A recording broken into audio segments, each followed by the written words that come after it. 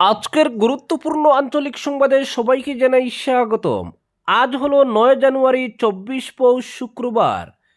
আজকের সকালের বরাক উপত্যকা তথা আসাম এবং দেশের গুরুত্বপূর্ণ বিশেষ বিশেষ খবর হলো: শুরু হচ্ছে জনগণনা, 16 বছর পর জাতি গণনাও আসামে।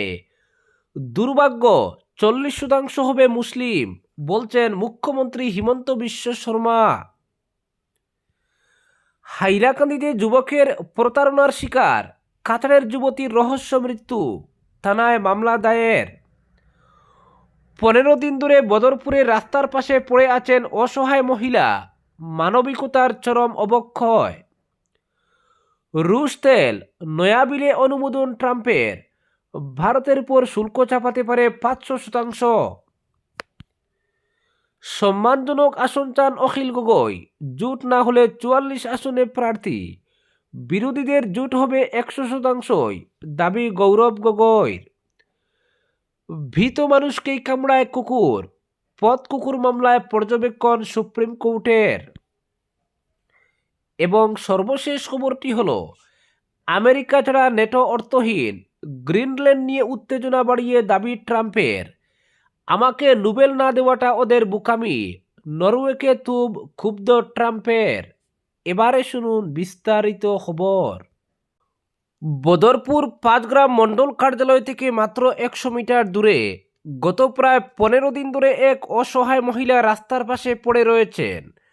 ব্যস্ততম বদরপুর রেল স্টেশনের দিকে যাওয়ার গুরুত্বপূর্ণ সড়কের ধারে ওই মহিলাকে পড়ে থাকতে দেখা গেলেও আজ পর্যন্ত কেউ তাকে উদ্ধারে এগিয়ে আসেননি। সবচেয়ে আশ্চর্যের বিষয় হলো, এই এলাকায় প্রায়ই বিজেপি কংগ্রেসের নেতাকর্মী সহ বিভিন্ন সামাজিক সংগঠনের সদস্যদের গল্পগুজব ও আলাপচারিতায় ব্যস্ত থাকতে দেখা গেলেও অসহায় ওই মহিলার পাশে কাউকে দাঁড়াতে দেখা যায়নি। না হয়েছে চিকিৎসার ব্যবস্থা, না মিলেছে মাথা গুজার ঠাঁই। বিষয়টিকে কেন্দ্র করে সাধারণ মানুষের মধ্যে তীব্র প্রশ্ন ও ক্ষোভের সৃষ্টি হয়েছে। স্থানীয়দের প্রশ্ন, মানবিকতা কি আজ শুধুই বক্তৃতায় সীমাবদ্ধ? একজন অসহায় মহিলা দিনের পর দিন রাস্তায় পড়ে থাকলেও কি কারো দায়িত্ব নেই? এলাকাবাসীর দাবি, অবিলম্বে প্রশাসন ও জনপ্রতিনিধিরা হস্তক্ষেপ করে ওই মহিলার চিকিৎসা ও পুনর্বাসনের জন্য ব্যবস্থা করা হয়। একই সঙ্গে সমাজসেবার নামে যারা প্রচার চালান তাদের ভূমিকা নিয়ে উঠছে প্রশ্ন। তবে এই খবর প্রকাশের পর প্রশাসন ও দায়িত্বশীল মহল কতটা দ্রুত মানবিক দৃষ্টিভঙ্গি নিয়ে পদক্ষেপ গ্রহণ করে তাই হবে দেখার বিষয়। পরবর্তী খবর, হাইলাকান্দিতে যুবকের প্রতারণার শিকার, কাছাড়ের যুবতীর রহস্য মৃত্যু, থানায় মামলা দায়ের। আত্মীয়ের বাড়িতে বছর 2 আগে বেড়াতে আসা কাছাড়ের এক যুবতীর স্নানের অশ্লীল ভিডিও ধারণ, পরবর্তীতে ভিডিও ভাইরাল করার ভয় দেখিয়ে ধর্ষণ, ব্ল্যাকমেইল করে টাকা আত্মসাৎ। বিধায়কের কাছে যুবতীর পরিবারের বিচার প্রার্থনার পর যুবতীর সন্দেহজনক মৃত্যু, থানায় মামলা ইত্যাদি বিক্ষিপ্ত ঘটনাকে কেন্দ্র করে হাইলাকান্দিতে তীব্র চাঞ্চল্যের সৃষ্টি হয়েছে। কাছাড়ের ভাগাবাজার রাজনগর গ্রামের বাসিন্দা নিহত যুবতীর মা ময়না বেগমের লিখিত এজাহারের ভিত্তিতে হাইলাকান্দি সদর পুলিশ তদন্তে নামলেও গ্রেফতারের কোনো খবর নেই। বছর 26-এর যুবতী সামেনা ইয়াসমিনের মৃত্যুর জন্য হাইলাকান্দির কুচিলা বাজারের আবুল হোসেন চৌধুরীকে অভিযুক্ত করে মা ময়না বেগম হাইলাকান্দি সদর থানায় এজাহার জমা দিয়েছেন।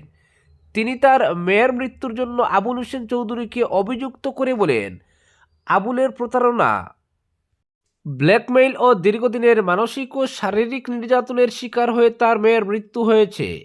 ময়না বেগম জানান, প্রায় 2 বছর আগে সামিনা ইয়াসমিন নিজের মামার বাড়ি হাইলাকান্দির কারিচুলা এলাকায় বেড়াতে যায়।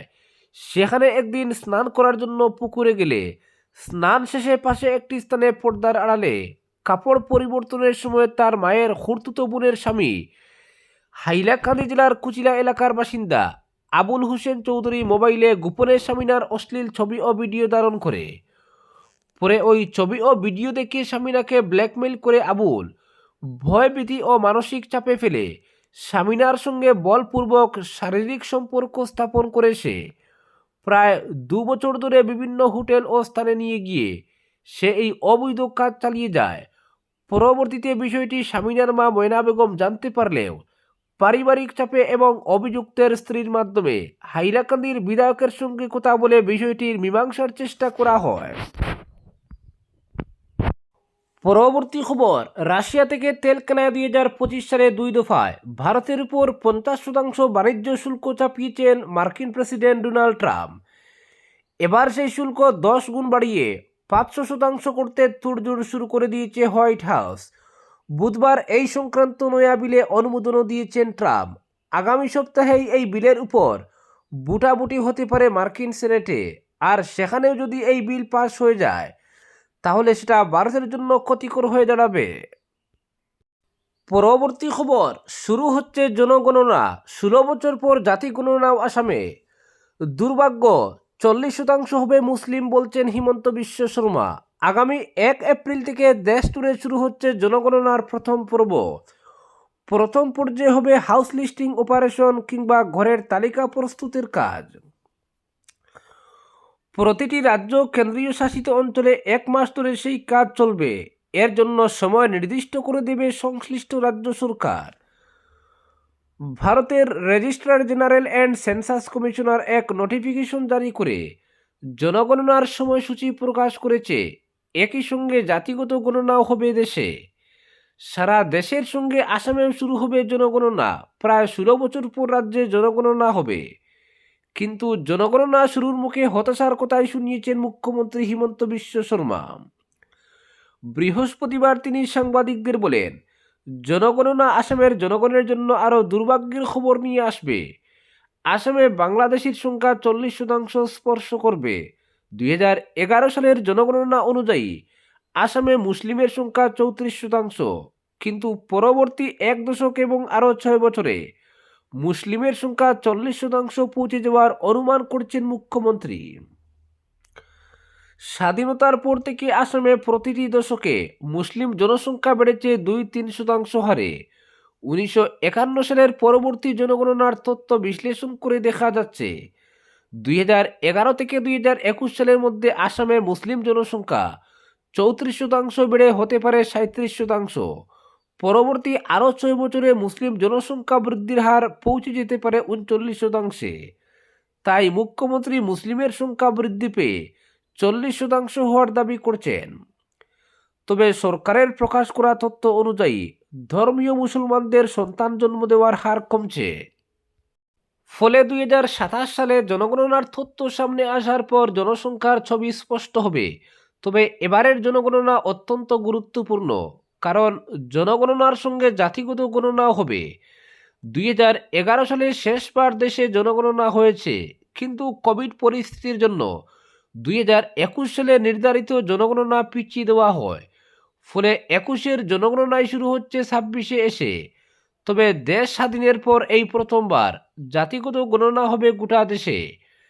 স্বাধীনতার আগে 1931 সালে শেষবার দেশে জাতি গণনা হয়েছিল। এরপর 1941 সালে জাতিগত গণনা করা হলেও রাজনৈতিক দলগুলির মধ্যে বিতর্কের জেরে সেই তথ্য প্রকাশ করেনি সরকার। জনগণনার পরিসংখ্যানে জনসংখ্যার সঙ্গে ধর্মভিত্তিক, ভাষাভিত্তিক জনসংখ্যাও সামনে আসে, কিন্তু জাতিগত গণনায় জানা যাবে কোন জাতির জনসংখ্যা কত। ফলে বিষয়টি অত্যন্ত গুরুত্বপূর্ণ। 2027 সালের জনগণনার ভিত্তিতে বিধানসভা লোকসভা কেন্দ্রের সীমানা পুনর্নির্ধারিত হবে। ফের ডিলিমিটেশন হবে দেশে। ফলে আসামে বিধানসভার আসন সংখ্যাও অনেকটাই বাড়তে পারে। এর সঙ্গে বাড়বে বিভিন্ন জাতির জন্য সংরক্ষিত আসনের সংখ্যাও। ফলে এবারের জনগণনা নানা কারণে অত্যন্ত গুরুত্বপূর্ণ আসামের জন্য। পরবর্তী খবর, সম্মানজনক আসন চান অখিল গগৈ। জোট না হলে 44 আসনে প্রার্থী। বিরোধীদের জোট হবে 100%, দাবি অখিলের। কংগ্রেসের সঙ্গে জোট নিয়ে এক প্রকার চরম সীমা দিয়ে দিলেন অখিল গগৈ। সম্মানজনক আসন না পেলে কংগ্রেসের সঙ্গে জোট করবে না রাইজোর দল। জোট না হলে রাজ্যের 44টি কেন্দ্রে প্রতিদ্বন্দ্বিতা করবে অখিলের দল। তবে প্রদেশ কংগ্রেস সভাপতি গৌরব গগৈর দাবি, বিরোধীদের মধ্যে জোট হবে 100%। প্রতিটি কেন্দ্রে 3-4 জন করে প্রার্থী রয়েছে কংগ্রেসের। গুয়াহাটিতে অনুষ্ঠিত হয় রাইজোর দলের প্রতিষ্ঠা বার্ষিকী। সেখানে বর্ধিত কার্যনির্বাহী সভায় বিধানসভা ভোটের খসড়া ইস্তাহারও গ্রহণ করা হয়। অখিল জানান, খসড়া ইস্তাহার নিয়ে বিশিষ্ট ব্যক্তিদের সঙ্গে আলোচনা করে আগামী 15 জানুয়ারি প্রকাশ করা হবে নির্বাচনী ইস্তাহার। বর্ধিত কার্যনির্বাহী কমিটির সভায় কংগ্রেসের সঙ্গে জোট নিয়েও আলোচনা করা হয়েছে। জোটের জন্য এক নির্দিষ্ট সংখ্যক বেঁধে দেওয়া হয়েছে। কংগ্রেস এর নিচে কেন্দ্র ছাড়তে চাইলে জোট হবে না জানান অখিল গগৈ। দলের বৈঠকের পর অখিল সাংবাদিকদের বলেন, সময় মতো আসন বন্টন হলে এক নির্দিষ্ট সংখ্যক আসন চাইব আমরা, এর নিচে হলে জোট হবে না। বৈঠকে জোটের জন্য ন্যূনতম আসন সংখ্যা বেঁধে দেওয়া হয়েছে। এর চেয়ে একটি আসন কম পেলেও জোট হবে না, সম্মানজনক আসন পেলে জোট হবে। তবে জোট না হলে 44টি কেন্দ্রে রাইজোর দল প্রতিদ্বন্দ্বিতা করবে তিনি জানান। কংগ্রেসের কাছে উজান, নিম্ন উত্তর আসাম ও বরাকে আসন চাওয়া হয়েছে বলেও জানিয়েছেন অখিল। তবে সংখ্যালঘু কেন্দ্রগুলিতে কংগ্রেসের সঙ্গে বন্ধুত্বপূর্ণ লড়াইয়ের প্রস্তাবও দিয়েছে রাইজোর দল। তাছাড়া বিজেপি, এআইইউডিএফ, কংগ্রেসের বেশ কয়েকজন বিধায়ক রাইজোর দলে যোগ দিতে চাইছেন বলেও দাবি করেছেন অখিল। 5-6 জন বর্তমান বিধায়ককে টিকিট দিয়ে দলে আনা হবে, সেই প্রস্তুতিও নিচ্ছে রাইজোর দল।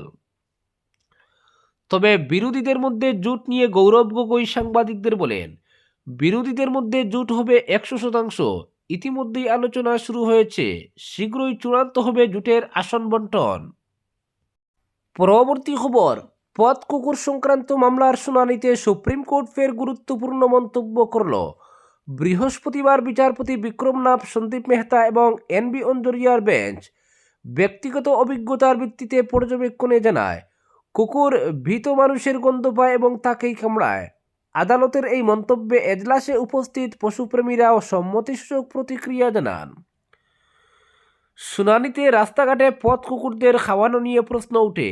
এক আইনজীবী যুক্তি দেন, রাষ্ট্র পথ কুকুরের মালিক নয়, টিকাদান ও নির্বীজকরণের মধ্যেই রাষ্ট্রের দায়িত্ব সীমাবদ্ধ। কিন্তু পথ কুকুরের কারণে সাধারণ মানুষ বিপদের মুখে পড়ছেন। আবেদনকারী বিজয় গোয়েলের পক্ষের আইনজীবী বলেন, বিষয়টি পশুপ্রেমীদের সঙ্গে সম্পর্কিত নয়। আসল প্রশ্ন হলো, মানুষ যেন নির্বিঘ্নে রাস্তায় চলাচল করতে পারেন এবং নিরাপদে বাড়ি ফিরতে পারেন। তিনি আরও জানান, প্রতি 200 থেকে 300 মিটার এলাকায় পথ কুকুরের আলাদা দল থাকে। পশুপ্রেমীরা অন্য এলাকায় খাবার দিলে বাইরের কুকুর ঢুকে পড়ে এবং ভয়ঙ্কর সংঘর্ষ শুরু হয়। এতে মানুষের চলাচল বিপজ্জনক হয়ে ওঠে। শুনানি শেষে বিচারপতি সন্দীপ মেহতা জানান, আজ ফের এই মামলার বিস্তারিত শুনানি হবে। পরবর্তী খবর, নেটোর অস্তিত্ব নিয়ে ফের প্রশ্ন তুললেন মার্কিন প্রেসিডেন্ট ডোনাল্ড ট্রাম্প। তার দাবি, আমেরিকা ছাড়া ট্রান্স আটলান্টিক সামরিক জোটের কোনো প্রাসঙ্গিকতা নেই। রাশিয়া ও চীন নেটোকে গুরুত্বই দিত না যদি আমেরিকা যুক্ত না থাকত। একই সঙ্গে তিনি সন্দেহ প্রকাশ করেছেন, বড় নিরাপত্তা সংকটে পড়লে নেটো আদৌ আমেরিকার পাশে দাঁড়াবে কিনা। ট্রাম্প বলেন, আমেরিকা ছাড়া নেটোকে রাশিয়া বা চীন একেবারেই গুরুত্ব দেয় না, কিন্তু আমাদের প্রয়োজন হলে তারা পাশে থাকবে কিনা তা নিয়েও আমার সন্দেহ রয়েছে। যদিও তিনি আশ্বাস দিয়েছেন, মার্কিন যুক্তরাষ্ট্র ভবিষ্যতেও নেটোর অংশ হয়ে থাকবে। নেটোর সদস্য দেশগুলির প্রতিরক্ষা ব্যয় বৃদ্ধি তার ব্যক্তিগত সাফল্য বলে দাবি করে ট্রাম্প অভিযোগ করেছেন, তার আগে ইউরোপীয় দেশগুলি প্রতিশ্রুত জিডিপির 2% খরচ করত না। তিনি আরও দাবি করেন, তার চাপেই বন্ধু দেশগুলি প্রতিরক্ষায় জিডিপির 5% পর্যন্ত ব্যয় করতে বাধ্য হয়েছে। ইউক্রেন যুদ্ধ প্রসঙ্গে ট্রাম্পের বক্তব্য, তার নেতৃত্ব না থাকলে রাশিয়া ইতিমধ্যেই গোটা ইউক্রেন দখল করে নিত। নোবেল শান্তি পুরস্কার না পাওয়ার ক্ষোভ প্রকাশ করেছেন ট্রাম্প। নরওয়ের সমালোচনা করে তিনি বলেন, 8টি যুদ্ধ শেষ করেও তাকে নোবেল দেওয়া হয়নি, অথচ তার সিদ্ধান্তে লক্ষ লক্ষ মানুষের প্রাণ বেঁচেছে, তাই তাকে নোবেল না দেওয়া ডেনমার্কের বোকামি। এই মন্তব্য এমন সময় এলো যখন গ্রিনল্যান্ড নিয়ে তার অবস্থান ঘিরে নতুন করে উত্তেজনা তৈরি হয়েছে। ডেনমার্কের স্বশাসিত এই ভূখণ্ডকে আমেরিকার অধীনে আনার ইচ্ছা প্রকাশ করেছেন ট্রাম্প এবং সামরিক শক্তি ব্যবহারের সম্ভাবনা উড়িয়ে দেননি। বিশেষজ্ঞদের মতে এমন পদক্ষেপ নেটোর ইতিহাসে নজিরবিহীন পরিস্থিতি তৈরি করবে, যেখানে এক সদস্য দেশ অন্য সদস্যের ভূখণ্ডে অভিযান চালাবে। আজকের বিশেষ সংবাদ এখানেই সমাপ্ত।